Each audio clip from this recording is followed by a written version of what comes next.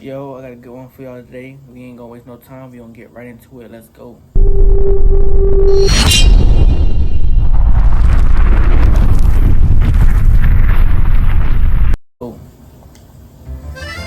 One McDonald's hamburger, please. The year is 1971, and that'll be 28 cents, kid. What an unusual thing for you to do to specify the year, but okay. By the way, what are those?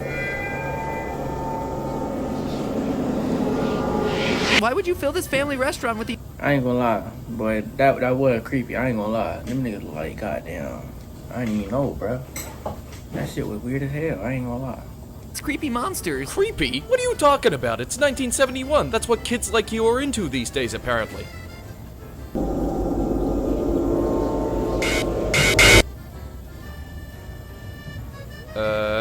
Hey kid, you alright? Sorry, I gotta go make a YouTube Boy, I would have been traumatized for life, boy.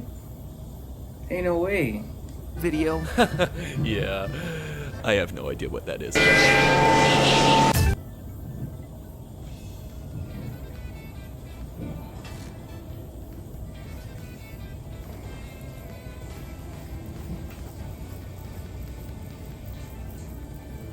Hello, Internet. Welcome to Food Theory, where our ice cream machine is almost never...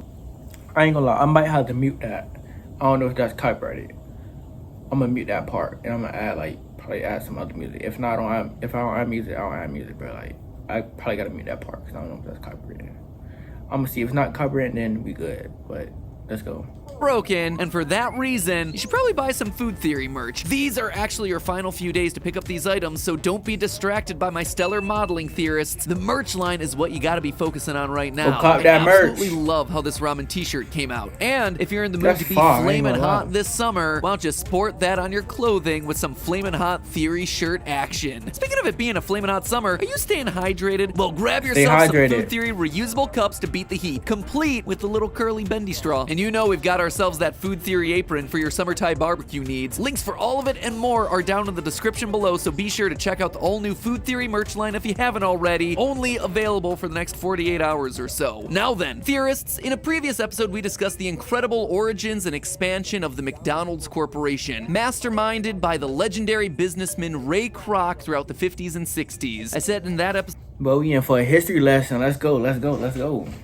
And I'll say it again here, if you haven't seen the movie The Founder yet, do yourself a favor, put it on the watch list. Seriously, it is fascinating. But today, I'd actually like to pick up where our previous episode and The Founder both leave off, because as fascinating as McDonald's origin story may be, it's hardly the most interesting era of McDonald's history. For my money, that would be the 70s and 80s, when McDonald's went all in on marketing to children and That shit look unhealthy, I ain't gonna lie. That Big Mac, boy, that shit did not look healthy, I'm not gonna lie, bro. That shit like diabetes, obesity, boy, everything, bro. That did not look healthy, I ain't gonna lie. Established themselves as the go-to fast food chain worldwide as a result. How exactly did McDonald's go about hooking Gen X on their products so effectively, you ask? Illegal stuff. And the moral of today's story, friends, crime sometimes does pay. And it all begins with just one word: McDonaldland. Welcome, Eric, to McDonaldland. I don't like how they use my name, bro. If I don't know, that's my real name, Eric, bro. I don't like how they... Nah, bro. I feel weird now. How do you know my name, bro? How do you know I'm watching this video? Is the FBI part of this? IRS? The bro may never know, bro.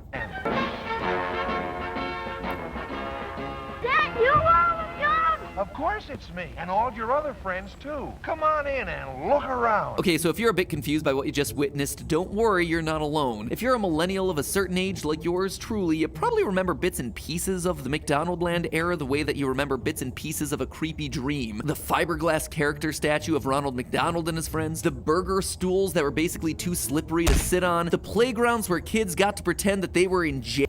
I'm too young for that. I remember the playgrounds, though. For sure. I don't remember all that other stuff. But I remember the playgrounds, bro.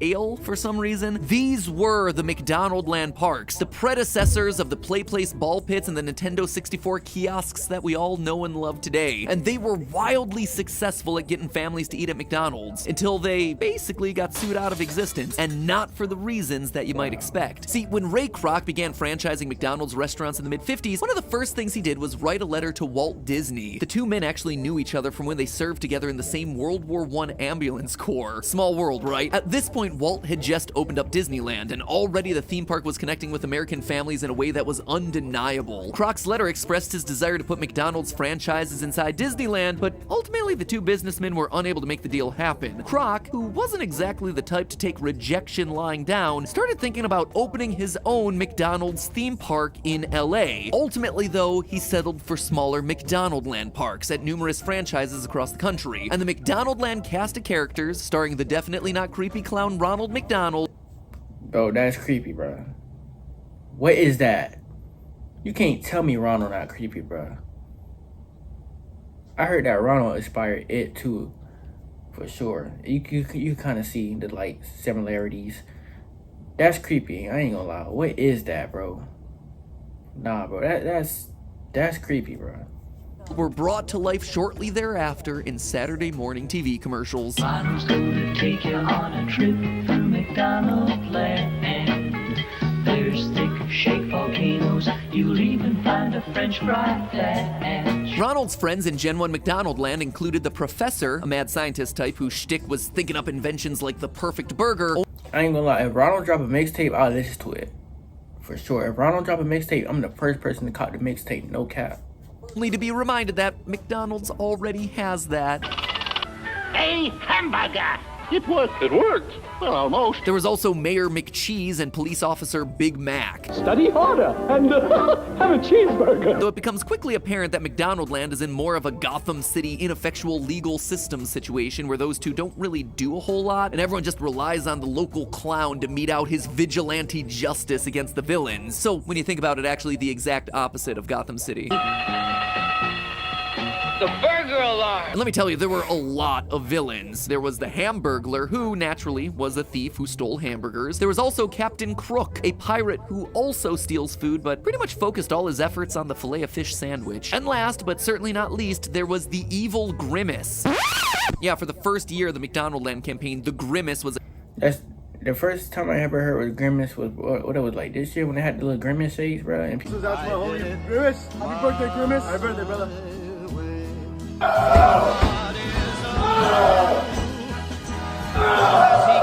People was like this when they drink it out of it, like, you feel me? Like the Grimace, then, you feel me, in their mouth. Yeah, that was a weird trend. Now I'm thinking about it. Y'all niggas got clout by Grimace, bro. Keep it a buck.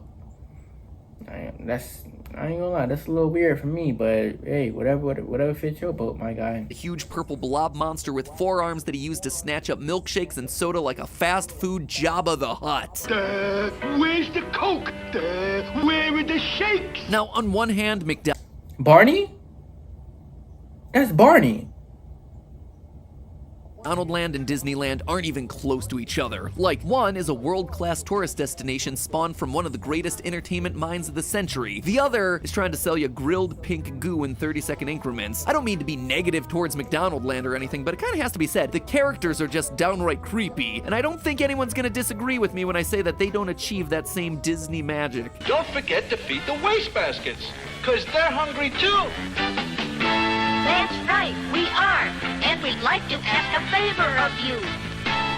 Would you mind letting us have the paper, please, when you're through? But for as fun as it is to rag on the McDonaldland production values and general weirdness, simple fact of the matter is that McDonaldland really worked. The 70s and 80s, McDonaldland's heyday, were boom decades for McDonald's. The corporation navigated the 1970s recession with ease, growing at an average rate of 15%. With its new recession-proof image, the McDonald's Corporation would go on to join the prestigious Dow Jones Industrial Average. The McDonaldland characters were used to launch the Happy Meal in 1979. Today, Happy Meals rake in $3 billion in revenue annually. That is $8.2 million per day on Happy Meals alone. And on top of... Y'all be eating Happy Meals like that? The meals bring y'all that much happiness? That's crazy, bro. I ain't gonna lie. They getting that bread. Boosting food sales, the McDonaldland characters brought in untold amounts of revenue decade after decade in the forms of toys, merchandise, straight-to-VHS series. In short, McDonaldland was everywhere. For American kids in the 70s and 80s, it was about as ubiquitous as a marketing campaign can possibly be. And you want to know the craziest thing about it? The entire McDonaldland campaign was built on stolen intellectual property. See, creepiness and low production values aside, it's pretty plain to see how a lot of McDonaldland's inspiration was, let's say, borrowed from Disneyland. Both are immersive magical worlds where costumed characters interact with children, and both feature themed attractions, though of course not all attractions are created equally. A Hamburglar I did not know that. That's something new. I didn't know that. I ain't know that at all, bro. themed swing set does not a Space Mountain make. Heck, even the names are similar. I mean, come on, McDonaldland? Like, did McDonald's even consider a second name, or did they just immediately rubber stamp the first thing that popped into Ray Kroc's head? The only thing that would make the ripoff even more direct was if this place was called Crocland. Actually, Crocland would be pretty cool. And this whole practice of borrowing ideas, let's just say McDonald's is no stranger to the practice. If nothing else, Ray Kroc was a man who knew great business ideas when he saw them. He recognized the McDonald Brothers speedy service system as a great idea. He recognized Harry Sonneborn's model of leasing company-owned real estate to franchisees as a great idea. And he obviously recognized the brilliance of Disneyland. But it doesn't stop there. The inspirations get even more intense. The Ronald McDonald character was rather liberally borrowed in affect and style from another baby boomer kid culture phenomenon, Bozo the Clown, a TV series that's... I don't know this random, but I don't remember the last time I had McDonald's, bro. I ain't gonna cap. I really don't. At all. Indicated its live clown show concept to different regions by having local TV employees wear identical makeup. And yes, this is what The Simpsons' Krusty the Clown was a direct satire of. One of those local TV guys was future national TV news icon Willard Scott, who McDonald's hired to recreate his version of the routine as the first ever Ronald McDonald, after some trial and error with the costume, of course. Mom told me never to talk to strangers. Well, your mother's right as always, but I'm Ronald McDonald. Give me a McDonald's shake. And if McDonald's had just stopped there, if they had... That's the thing I was talking about. That's from It, bro. Like, Stephen King got that idea from to put in It, bro. Like, merely borrowed McDonaldland concepts from Disney and Bozo the Clown, yeah, probably wouldn't be a lawsuit. There's a connection, certainly, but not a direct ripoff. But McDonaldland clearly crossed into copyright infringement territory when it came to H.R. Pufnstuf, a 1969 television series, lol, about a young boy who visits a magical island where everything is alive and ruled over by a friendly dragon that acts as the mayor. Yeah, I don't know what's harder to believe here, the fact that that thing's a mayor or that thing's a dragon. The show, created by Sid and Marty Krofft, featured their signature blend of live-action actors, puppets, and light special effects. Huh. bro, that like Sid the Science Kid, bro. If you know, you know. Only the real ones know about Sid the Science Kid, boy. I ain't gonna lie. Why do those talking trees suddenly look so familiar? 17 episodes of H.R. Pufnstuf hit the airwaves in 1969, but the show was so popular that those same 17 episodes remained on TV via reruns and syndication until 1985. Decades later, Pufnstuf was named one of TV Guide's top cult shows ever. McDonald's ad agency at the time, Needham, Harper, and Steers, thought that this was exactly the vibe and audience that they were looking for with McDonaldland. So they went to the Crofts with a proposal of, hey, would you like to do the Pufnstuf thing again, but like this time everything is themed around hamburgers? And well, yes, some progress was made. The Crofts eventually got a call that the agency was gonna go in a completely different direction, which was a complete lie because the McDonaldland campaign hit TV just a few months later, and things looked a bit similar to Pufnstuf. Not with this magic potion I'm brewing. It's guaranteed to protect you from the witch's spells, and it's just about ready. Oh, my psychedelic electric hamburger machine will make the best hamburger in the world! Boom! Possible reason for the similarities? McDonald's ad agency straight up hired many of the same voice actors and production crew who'd worked on Pufnstuf to perform more or less the same functions. Stand right side up. I am right side up. You're upside down. And they're upside down. No, Grimace, you are. The most egregious was Mayor McCheese. He looked like Puffnstuff, had the same job and uniform as Puffnstuff. Even his voice actor was doing the same voice as Dr. Blinky the Owl from Puffnstuff. You ought to know by now that all owls, they hoof. What'll we do? Oh my, oh my. So they just copycatting everything at this point, bro. Wow. This is awful. To add insult to injury, McDonaldland even got a lucrative licensing deal with the Ice Capades, which, if you're not familiar, was a touring show where kids could see their favorite characters doing what they do best, triple axels on ice skates. This was a big deal because up until that point, the Crofts had always gotten the Ice Capades deal for themselves. This was too much for even a couple of mild-mannered puppeteers to take, and the Crofts did what had to be done. They sued McDonald's ad agency. Order! And Biglet, what do you have to say for yourself? But they be getting sued a lot, huh? Dang. They be what? They be catching in 4K. No cap. A likely story. He's guilty. Yep, in 1971, Puffnstuff dragged Ronald and the gang straight into a federal copyright lawsuit, which, as these things are wont to do, dragged on for years behind the scenes of what was otherwise one of the most successful ad campaigns in history. An ad campaign that for a time was the template by which all other fast food marketing was judged. Ronald and his kid friends were skipping through the hamburger patches doing G-rated battle with silly pirates. Literally at the same moment, they were also fighting for their very survival in appellate court. And guess what? They lost. The court granted McDonald's a grace period to transform McDonaldland into something less infringing, and so Big Mac, Mayor McCheese, and the Professor all got the boot, while the human-ish characters like Hamburglar and Captain got softened up and made more mascot-like. It also meant that the concept of McDonaldland itself, a magical place that pretty closely resembles the world of HR Puffnstuff, had to go too, which is why Ronald started kicking around in real-world locations surrounded by new non-copyright infringing friends, stuff that is probably a lot more familiar to all us 90s kids. In the end, the courts forced the company to pay fees totaling, get this,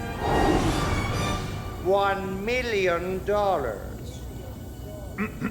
Alright, it was $1,044,000 to be precise. Adjusted for inflation, those $1,044,1977 would be worth $4.5 million today dollars, which again, isn't even close to the company's Happy Meal sales on a given day. So yeah, it seems the HR Puffnstuff lawsuit taught McDonald's a valuable lesson, and the lesson was crime definitely That's still bread, I don't care. That's still cheese, boy. What?